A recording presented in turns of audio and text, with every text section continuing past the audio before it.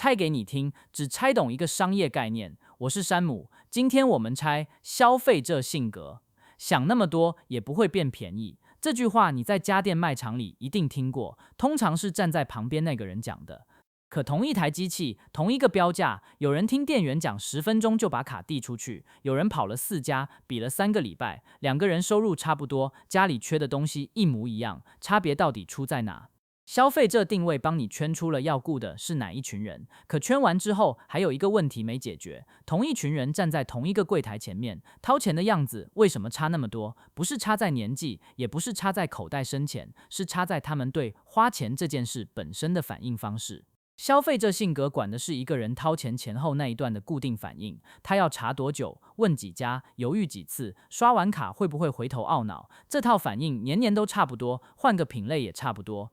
热不热情跟这个没关系，活泼型性格亮的是待人的温度，饭桌上最会炒气氛的那一个，按下付款键照样能卡3个礼拜。蕊姑蹲在卖场那排冰箱前面，手伸进第2层抽屉，捏着蔬果盒的滑轨来回推，推了7、8次，才抬头问店员：“这个门封条坏了，单买一条多少钱？”站在他后面的表子高凤香把手机收起来，说：“蕊姑，这一台我们上个礼拜不是看过了吗？高凤香自己那台是3年前买的。”当时店员胡维瑞讲了10分钟，讲到节能标章那一段，他的卡就递出去了，28000一次付清，回家到现在没再想过这件事。蕊姑本名刘云香，在镇上的车行做账做了很久，数字看得比谁都细。同一款冰箱，他跑了4家，前后比了3个礼拜，最后在一家小店谈到27100，省下900块。他自己算过，光来回车程加打电话问，大概花掉12个钟头，1个钟头75块。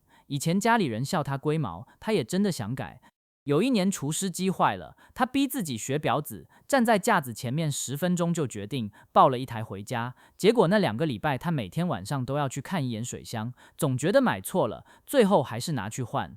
那次他才看明白，慢不是他的毛病，是硬把慢拔掉之后才会出事。后来他换了个做法，5000块以上的东西，他照自己的节奏慢慢比，比到放心为止；5000块以下看顺眼就结账，不查不比。1年下来，他花在比价上的时间少了1半多，大件的东西还是每次都买得稳，性格一个字都没改，只是被放到该放的位置上。一个人掏钱的样子是照着一个顺序长出来的。第一段念头刚冒出来，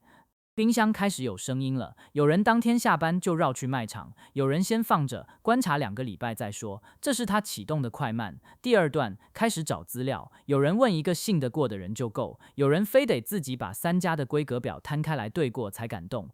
这是他要多少证据才安心。第3段站在柜台前，这里会分叉成2种怕买贵的跟怕买错的。怕买贵的人会一直比价，怕买错的人比到第10家也没用。他真正在找的是保固跟退换货那几行字。第4段刷完卡之后，有人从此不再看那个价格，有人回家还会再搜一次同款，看有没有更便宜的，然后难过1个晚上。这4段的快慢，要的证据，怕的东西，事后会不会回头，凑起来就是这个人掏钱的样子。而且很少变，蕊姑买冰箱是这样，买机车、买鞋子也是这样，先弄清楚自己怕的是哪一种。怕买贵，那多跑几家确实有用；怕买错，你比再多家也不会安心，力气该花在保固年限跟退换货的条件上。至于刷完卡还会回头搜的人，替自己画一条线，付款完成就不再打开同一款的页面。公司里要推一个新做法的时候，会议室里也坐着这2种人，有人听你讲3分钟就点头，有人非得看到别的部门先做过才肯动。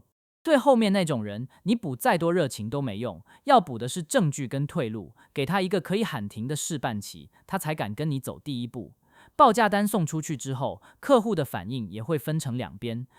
有人隔天就问什么时候能开始，有人拿着你的单子去问另外3家。碰到后面那种，你在报价单里就先把比较的栏位写满，包含什么，不包含什么，修改几次，逾期怎么算，他去比也比不掉这些。碰到前面那种，你把交件流程讲清楚，比压低价格更有用。很多人以为这种慢是个缺点，逼自己果断一点就会好。蕊姑那台除湿机已经回答过了，把一个人的固定反应硬拔掉，换来的不是效率，是2个礼拜的不舒服跟1趟退货。只是他也不能拿来当免死金牌，嘴上说我就是这种人，然后一件事拖3个月不做决定，那已经不是性格，是拖延。差别在于你的反应有没有收在自己画的那条线里面。这个周末替家里最近要换的那样东西定一个金额，超过那个数你就慢慢比，比到放心为止，没超过的看顺眼就结账，不准再开第二个网页。不过这条线有时候会整个失灵。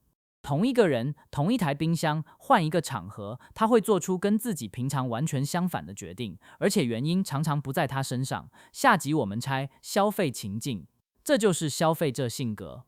下次你跟家人站在同一台冰箱前面，一个急着递卡，一个还蹲在那里数抽屉滑轨的时候，想起今天这集就好。我是山姆，拆给你听，多懂一个概念，就多一双看世界的眼睛。